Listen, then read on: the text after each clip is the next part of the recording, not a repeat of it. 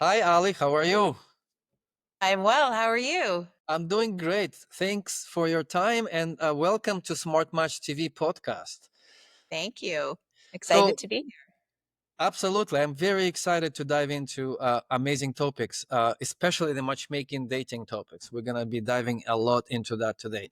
So, our show to everybody is Smart Match TV podcast. It's about matchmaking business. It's about dating matchmaking business, especially. We talk to our customers. We provide them with the Smart Match app technology, the database technology running on the back end of their businesses, but we also are excited always to know more about their success stories, their personal stories. So this is where we're going to be talking about and diving into.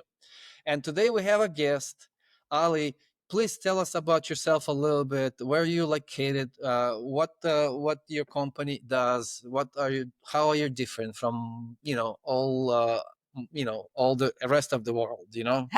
What's unique That's a about you? very loaded question, but I'll try to answer it. So, my name is Alissa. I'm the co-founder of Matched by Ali.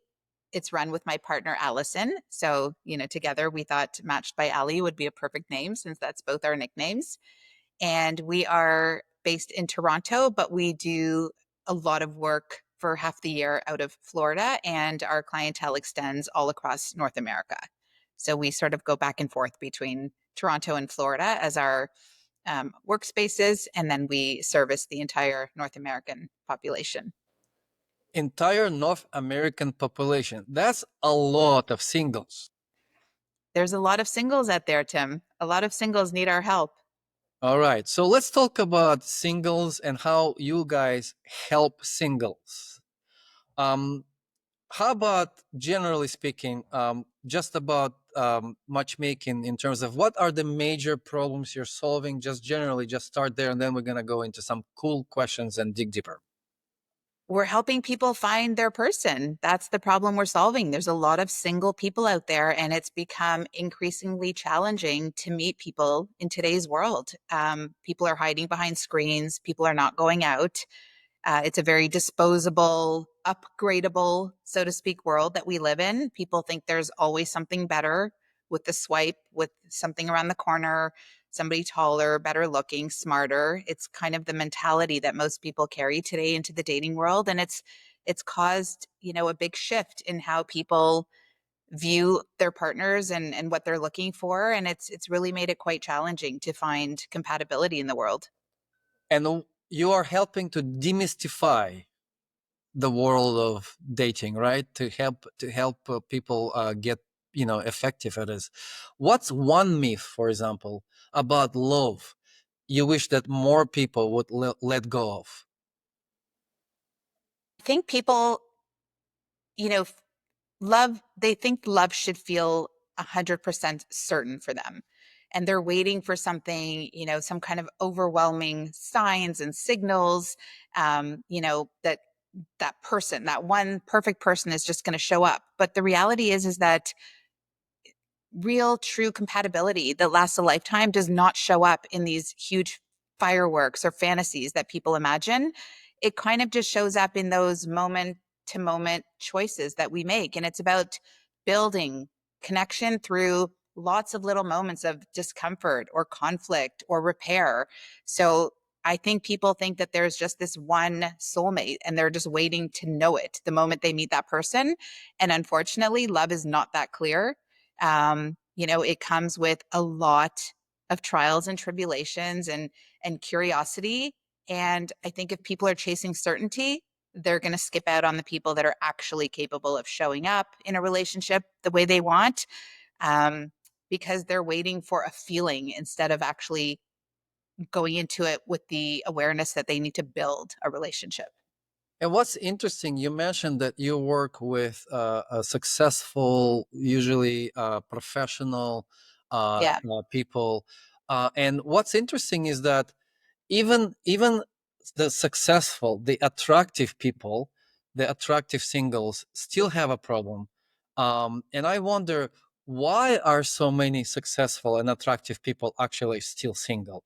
And what are they not like seeing or doing? Like they're obviously successful at their careers. Yeah, they figured that one out, right?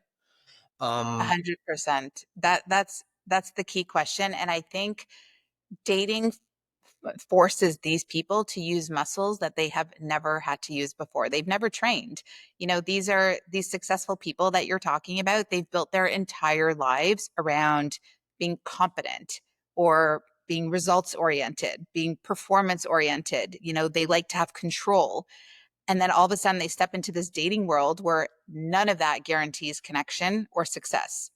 And so, you can't outwork intimacy. You can't schedule chemistry. It just doesn't work that way. And so what they're not seeing is that the very skills that made them successful, like perfectionism, determination, self-reliance, being so polished, those are the exact same skills or traits that actually keep people distant in relationships, because love is not a resume.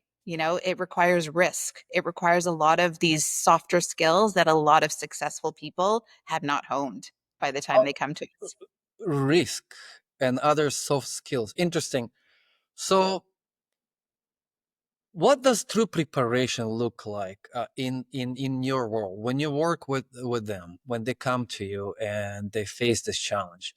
You obviously have to prepare them for taking more risks, right? For facing uncertainty, I suppose. In the these are not job interviews. These are in person, I guess, relationship interviews.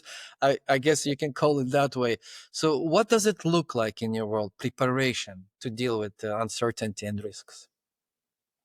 It's just learning how to be okay with the awkwardness. So it's not about reading self-help books. It's not about having the perfect dating app bio, which a lot of people think it is.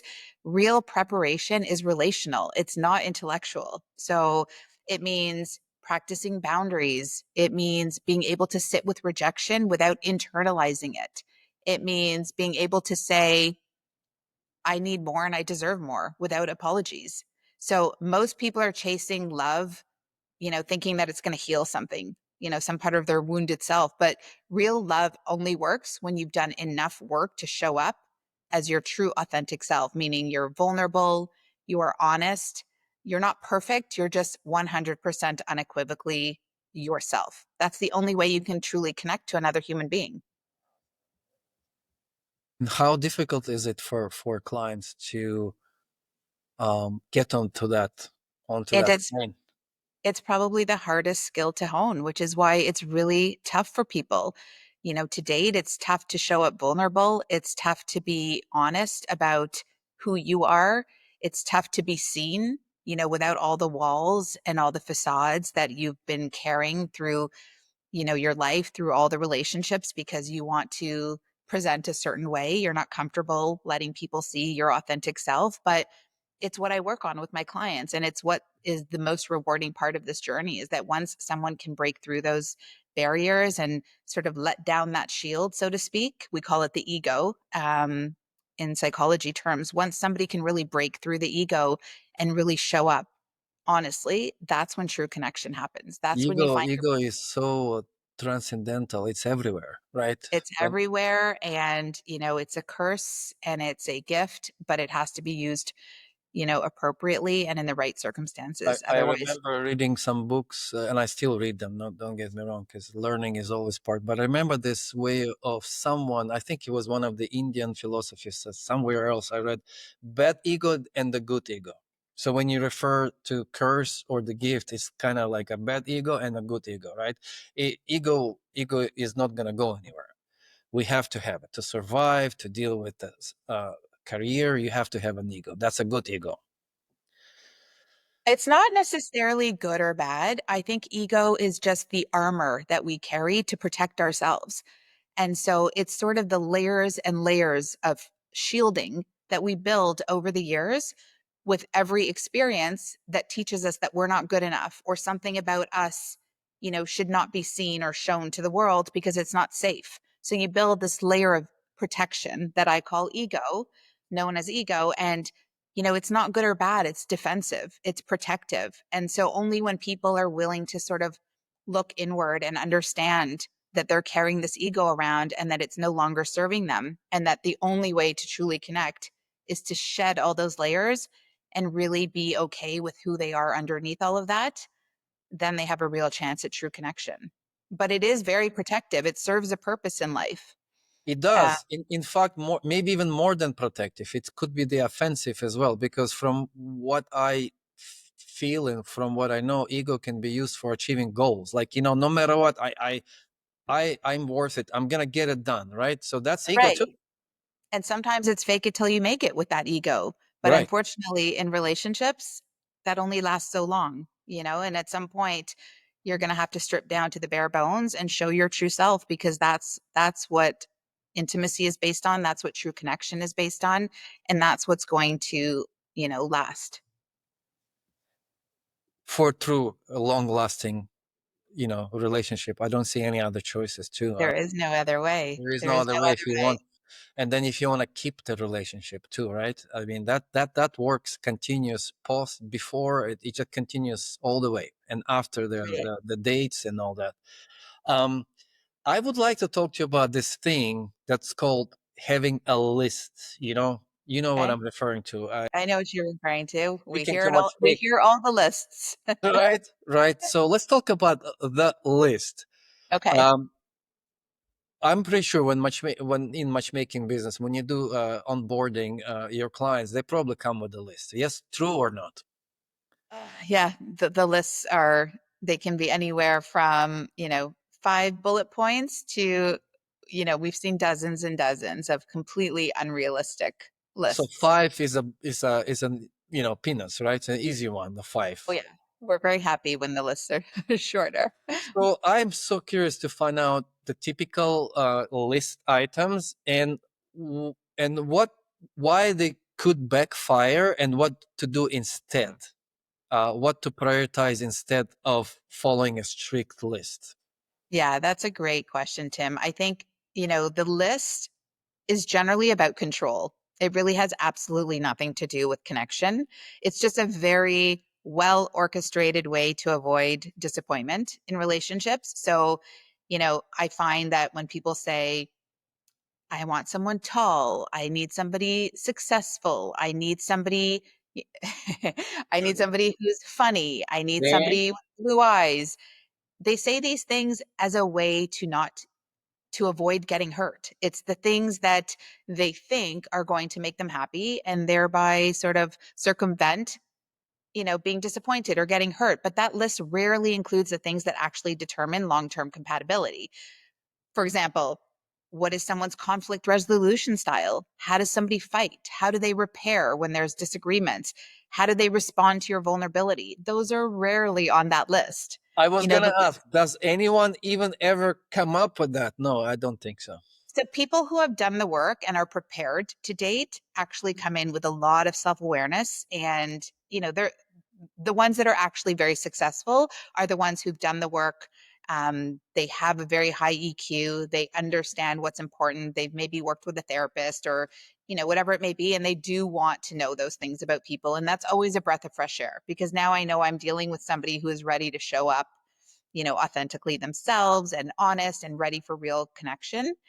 Um, but honestly, what I do think that people should prioritize is emotional safety. I mean, how can you have a good relationship if you don't feel safe in a relationship? And that means that you can fight, you can disagree, you can express your opinion and still feel loved. You can be messy, you can be, unequivocally yourself without being judged or criticized or punished. That's what matters. Those are the things that people should be looking for in a partner. What Not about the not deal breakers? Do they work or not? Do you think deal breaker, like for example, I'll just say, I will not talk to anybody. I don't want to meet anybody who is like, I don't know,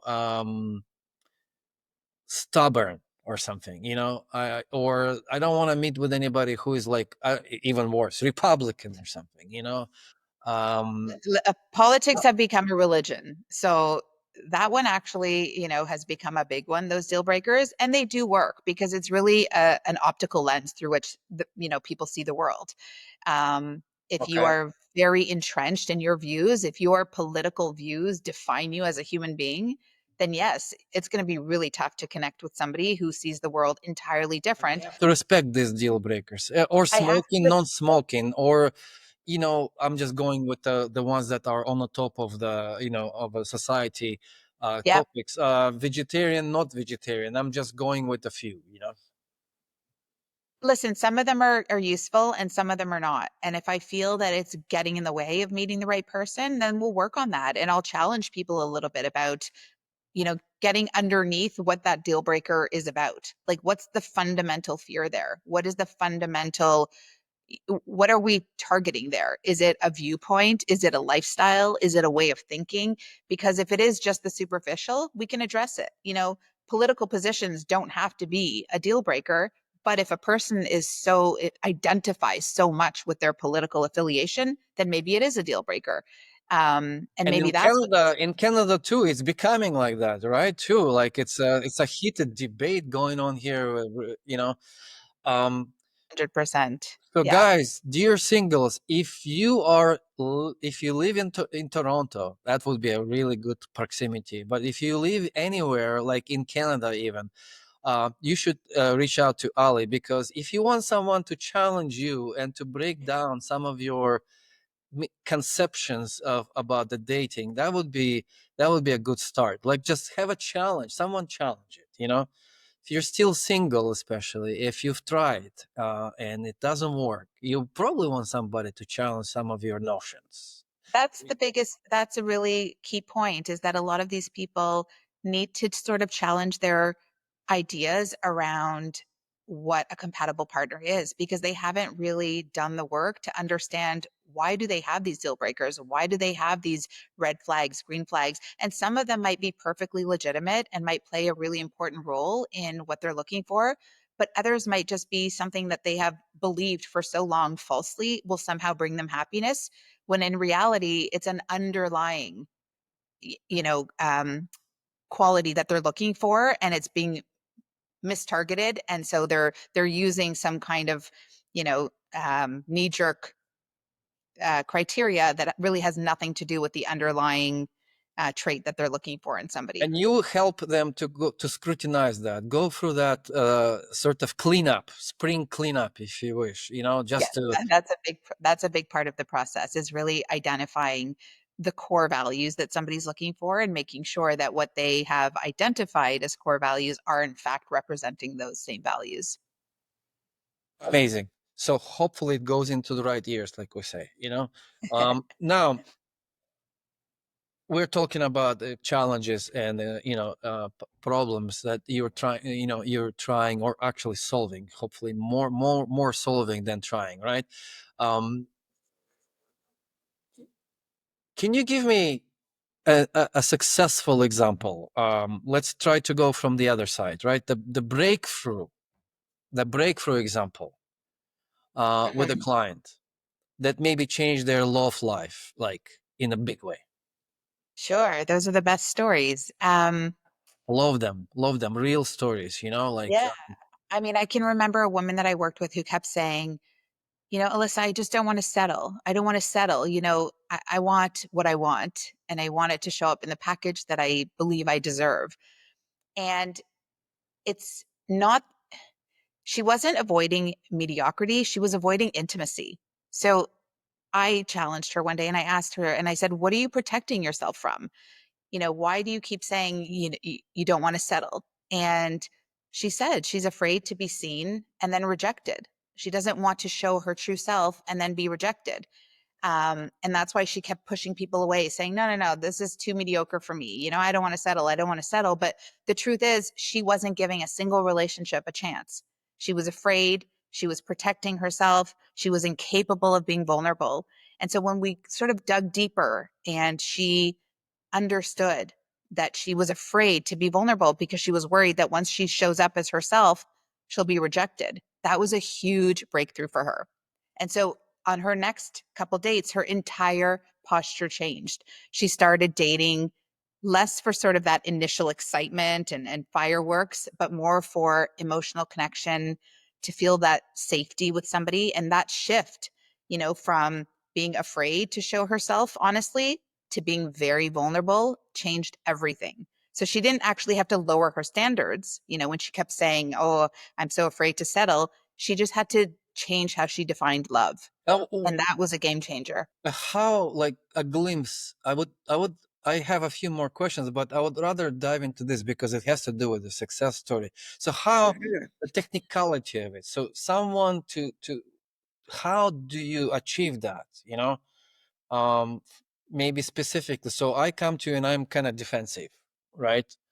So I am like not vulnerable, or I don't want to show vulnerability. So Yeah. walk me through the techniques that you would apply onto me as a person with this issue before you send me to that first date. You know, just an idea. How would you work with somebody stubborn like me in my 50, early 50s? Like what it would do with me? Like you I know mean, honestly, it's really unpacking what's at the core. What is the fear? What, who does she see?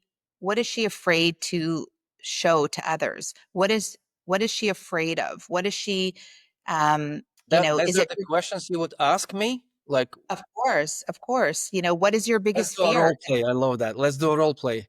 It's a little bit You of want to do a role play. preparation, Okay. a So small one. We can forget all the because we have a lot of materials already in there. Um, but role play, it's complete improvisation. Everybody, swear to God, we have okay. not prepared this. So a role play. So just a few questions you would ask me to start at least uncovering my fears, my layer of defense. So I would go back to when you were little, and when did you feel judged when you were yourself? Was there a time that you were completely honest, being yourself, a child who was just innocent, and Right. somebody told you that something you were doing was just not okay? The way you were was just not okay. And Oh then I my would want God. Yeah, that's a that. good, wow, that's deep. Yeah, in my case, I would tell you, oh my God, like I was always judged, almost 99% of all the time.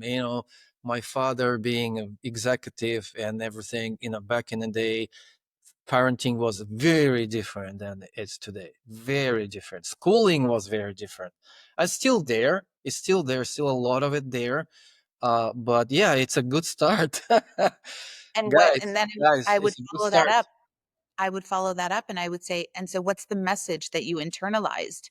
Did your father's words become your inner dialogue, your inner Right. narrative, your inner script? And then we would sort of, from there, we would start to understand a pattern of thinking that is your protection now. That's your ego now that you've built around yourself. Is it that you're not smart enough? Is it that you're not worthy? Is it that you're not deserving? Whatever those messages were, they now became your internal narrative. That's the story that runs subconsciously in your mind 24/7, whether you're aware of it or not. But we're going to get to a point where you can actually observe and become aware of this dysfunctional narrative that no longer serves you. It may have served you at the time when you had to step up and make your father proud, but it no longer serves you. And so when those same clients are going into relationships with that script running through their minds, they're not able to really show up as themselves. They're still showing up as the person, they think they're supposed to be in the world to be accepted and to And be. even if some magical way they still score a date and a relationship, it's gonna show Yeah, up anyway. It's gonna show up later. absolutely. You can't Even hide if you it from guys yourself. got through this initial what we call sweet period, whatever, then the next one is gonna be harder.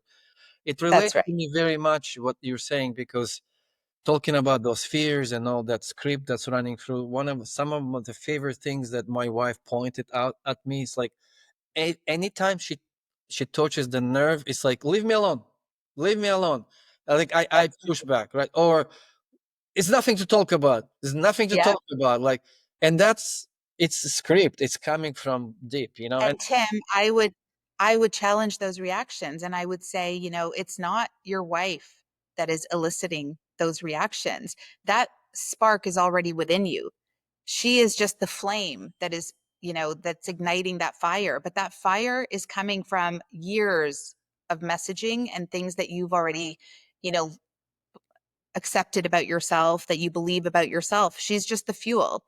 She's just sparking it, but you have to get down to the bottom of all of those sparks within you and work on those so that she's no longer able to fuel them with her commentary, because it doesn't, those triggers come from previous experiences. They're just being misdirected.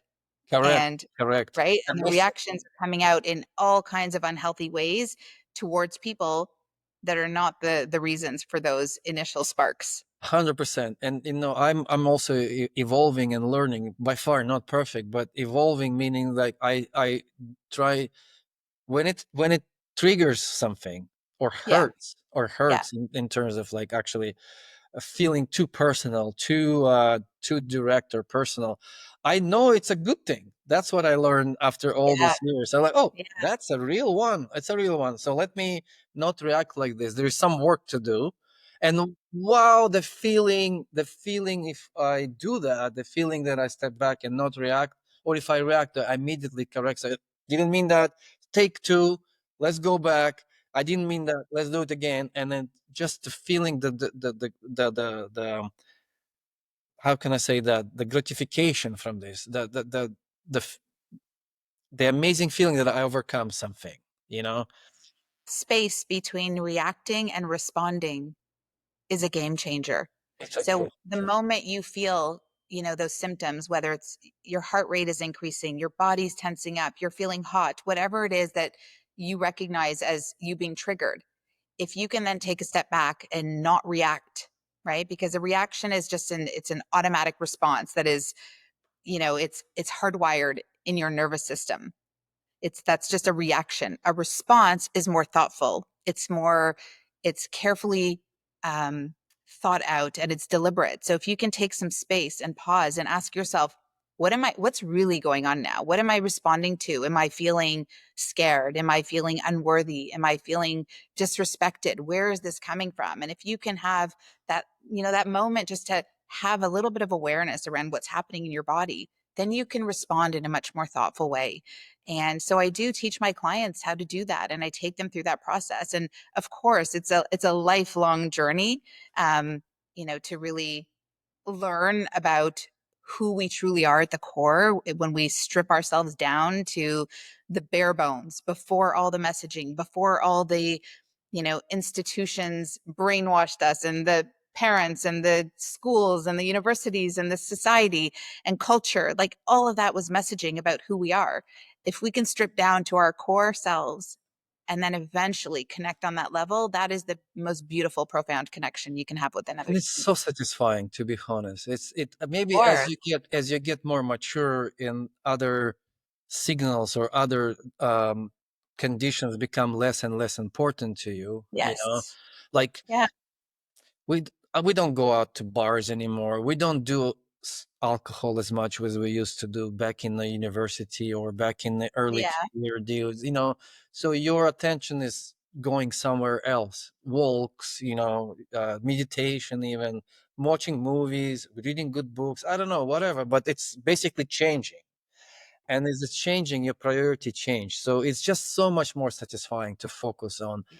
to put your time and energy into relationships, because I mean, if you have good That's why we're here. We're here to right. connect with other human beings, right? We are interconnected, all of us. So if it's not for connection, what are we doing? I mean, if That's you spend it so wrong. much time renovating your house, why not spend the time and money, even actually not even money too, Yeah. on renovating yourself, so Absolutely.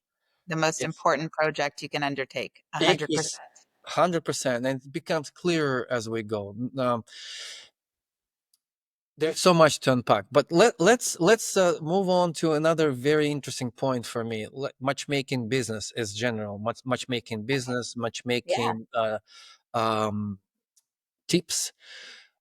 We always want to remember about the young and the starting matchmakers, the colleagues that are probably starting, maybe even struggling right now in matchmaking business. It's a wonderful industry. If you are starting a matchmaking business today, but you knew what you know now, give me the top three do's and the top three don'ts that you would apply?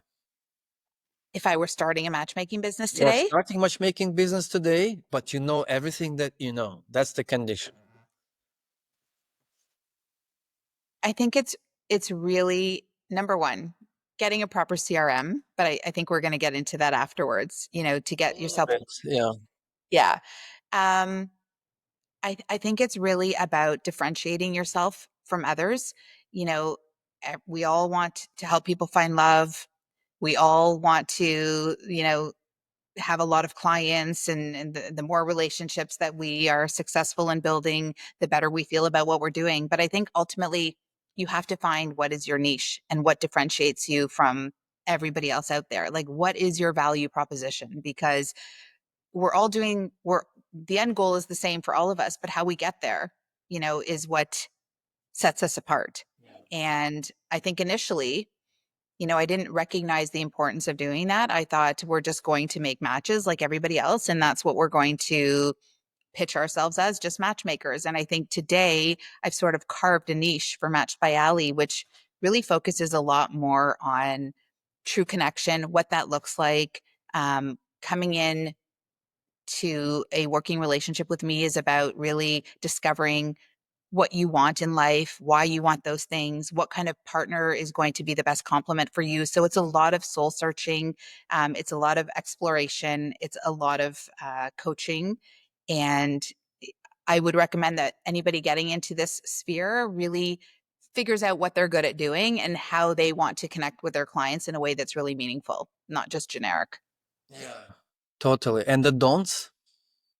And the don'ts. Like Um, the unconditional, undeniable don'ts. Well, the don'ts are it's not a quantity game. It's not a numbers game. It's really always going to be about quality. There are lots of people that are, playing the spaghetti game. If you throw enough, clients at someone, you just hope something sticks. I think that that's a big don't. People can see through that right away. People get very frustrated if you're sending matches that are not quality based on the criteria somebody's looking for, based on all the work you've done, based on really knowing your client and understanding their needs. And Again, that the goes very right back to preparation, preparation, preparation, like and I coaching. always say the most important relationship is the one that I have with my client. I care about that one first and foremost, and then we'll work on their romantic connections. But that one is really, really important to me, and that's something I learned, along the way. Because initially, I thought it was, you sign up clients and you just hope for the best, and you hope that you can find good matches, and you try and you try and you try and you hope for success. But I truly understand now that to be successful, I have to have a really good relationship with my clients, and I have to connect with them first and foremost, and really, really see them, hear them, understand them, and then we can go from there without having to play the numbers game. Love it. Non-number games. No. Did everybody hear that? I hope you're taking notes. Non-number games. Marketing. It's a topic that kind of is interesting for every business person, right? No marketing, no business, right? So it's a very important part of it.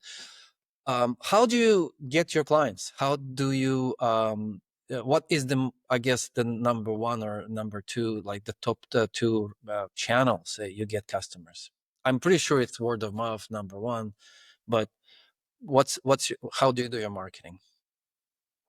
So mostly through word of mouth and referrals. I think that's always the best, especially in a boutique business. We're not looking to scale and be sort of corporate. We like the intimate feel of Matched by Ali. We like that we can handhold and curate and offer white glove service that's very individualized, very personalized. I think we would lose that essence if we, you know, became too large. I think we really value sort of those intimate relationships. And so, really, there's nothing more powerful than a happy client. And that's our main focus. So the main thing is service, quality, and then And the referrals after that. referrals take care of Yeah. themselves. All Yeah. right, that's great. That I'll absolutely take that. No Yeah. corrections, no other comments, guys. Basically, probably the most cost effective way as well, except your time and your energy that you put in your existing clients.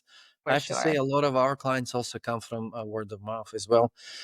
Do you still remember, Ali, how you got your first paid client? Our first paid client, that was a long time ago. Do you remember? If you don't, it's okay. We'll do it in No, the no, no. next interview.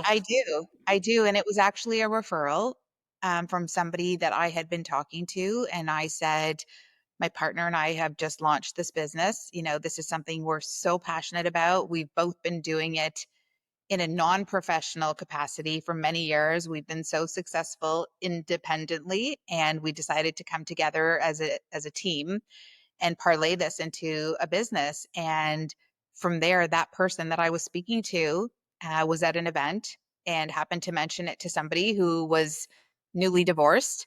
That person reached out to us, and just based on that recommendation from a friend, signed up with us. She was our very first client, and we were very successful with her because she had both of our attentions undivided. And because she was so happy, she referred a bunch of people to us, and from there it just grew. That's it. That's the story. Yeah. Thank you for sharing that. It's very inspiring and natural. It's a very natural story. It's how it's supposed to be. You have to have everyone has a network, and you can use your network, and you can use your skills, and that's how it starts, right? Um, Talking about business, there is obviously it's becomes a bigger and bigger part of every business, the technology and our role in your business, smart match technology. So question that I have for you are like, how did the smart match change your business? What did it bring in, um, that is helping you?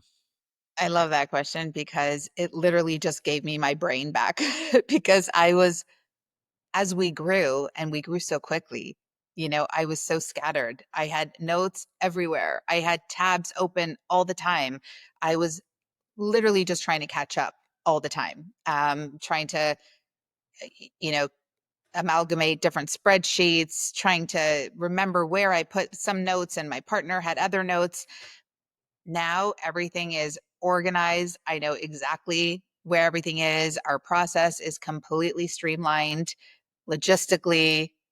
Everything is organized exactly the way it should be. So I'm now working from a place of organization and not memory, which really Yeah, helps, you especially at my focus on age. your business, right? You focus on matchmaking, maybe more gives you some time back. That's what Yeah. I hear a lot. We save time. Can you just illustrate a little bit for maybe for this is more for matchmakers, I suppose, Yeah. and that's good to give back. It just goes all around. So for matchmakers, give an example of your day using Smart Match database technology, and maybe some of your favorite features. There's so many features in there. Some of Yeah. them you probably don't even touch because there's just too many. But what are your favorite ones that actually make a difference in a day? So I love just having a client pipeline. Obviously, that's the most efficient. I'm able to go in every day and see all the new subscribers, and I can identify right away the criteria that are really important to me. So I've tagged those criteria so I can do like a quick glance where I can see the most important things. City, what are they looking for? Uh, just whatever criteria is important for me. It could be background, it could be occupation. I can always highlight the most important criteria and see those at a quick glance.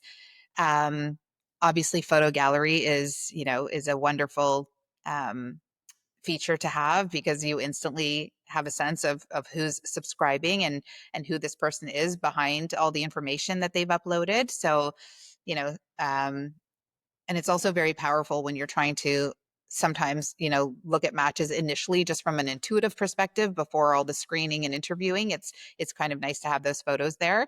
But I mean, custom tagging is very helpful. I can tag my partner. I can give her assignments to do. I can have her follow up on something if I don't have the time to do it, or, I need her to take care of something because I'm busy with something else. Collaborating even inside of your team is easier, right? Absolutely. You log in into the same database and you can collaborate. Is that it? Absolutely. And I love that, there's so many areas to add notes with dates on different areas. So, for example, anytime I speak to a client, I'm uploading that conversation. It's input with the date that we had that conversation. So there is nothing I'm going to miss about a client. There is no phone call, no email, no text that does not get documented so that I can reference it later on. And so it also helps me connect with my clients because, I'm really paying attention. Everything is documented. Nothing goes documented. Nothing goes without being noted for my partner as well, so that if she's speaking to that client, she has all the same information I have, even if she never spoke to that client. So it offers full transparency for us and allows us to really sort of be a really good team so that our clients feel like we're both taking really good care of them. Great. And you'd mentioned about like incoming inquiries. So in your case, you use forms, our submission forms, right?